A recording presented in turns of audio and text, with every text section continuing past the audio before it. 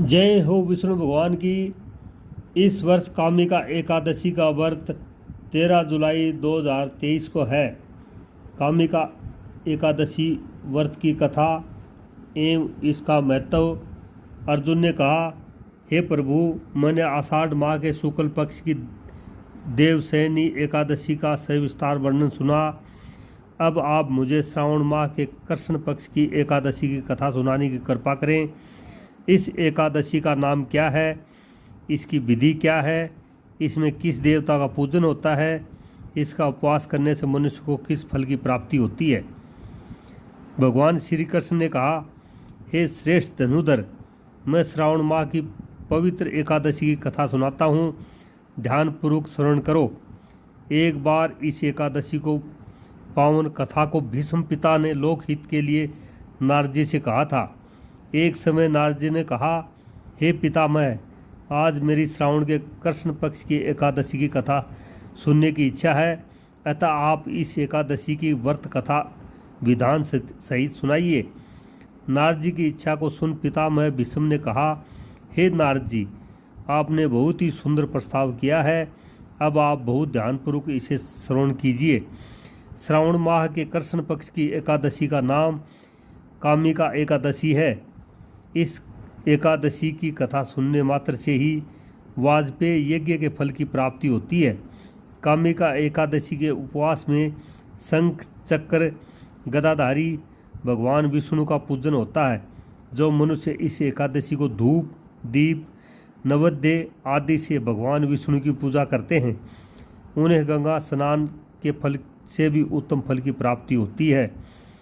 सूर्य ग्रहण और चंद्र ग्रहण के केदार और कुरुक्षेत्र में स्नान करने से जिस पुण्य की प्राप्ति होती है, वह पुण्य कामिका एकादशी के दिन भगवान विष्णु की भक्तिपूर्वक पूजा करने से प्राप्त हो जाता है।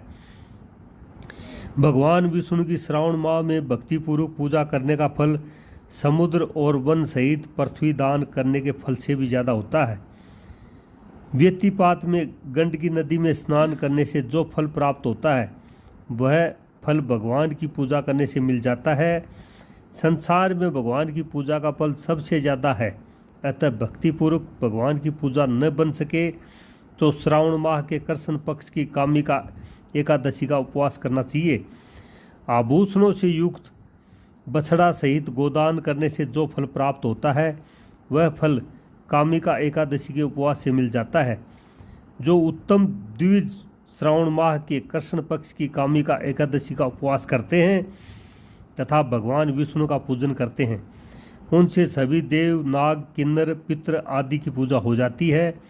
इसलिए पाप से डरने वाले व्यक्तियों को विधि विधान सहित इस उपवास को करना चाहिए।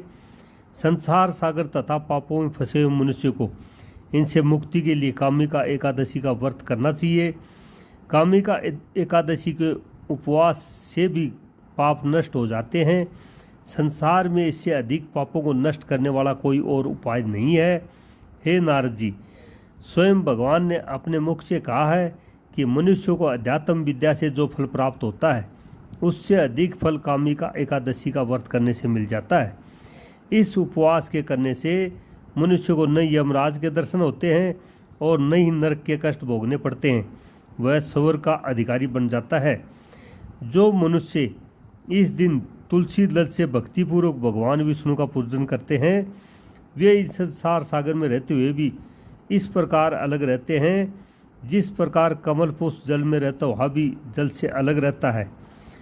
तुलसी दल से भगवान श्री हरि का पूजन करने का फल एक बार स्वर्ण और 4 बार चांदी के दान के फल के बराबर है। भगवान विष्णु रत्न मोती मणि आदि आभूषणों की अपेक्षा तुलसी दल से अधिक प्रसन्न होते हैं। जो मनुष्य प्रभु का तुलसी दल से पूजन करते हैं, उनके सभी पाप नष्ट हो जाते हैं। हे नारद जी, मैं भगवान के अति प्रिय श्री तुलसी जी को प्रणाम करता हूँ।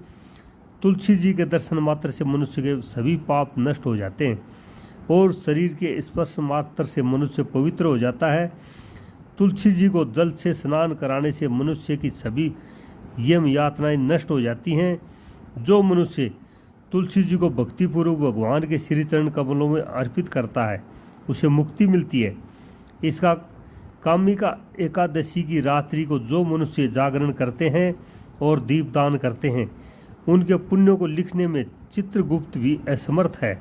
एकादशी के दिन जो मनुष्य भगवान के सामने दीपक जलाते हैं, उनके पितृ स्वर्गलोक में अमृत का पान करते हैं। भगवान के सामने जो मनुष्य घी या तिल के तेल का दीपक जलाते हैं, उनको सूर्यलोक में भी सहस्रों दीपकों को प्रकाश मिलता है। जय श्री विष्णु भगवान की जय हो।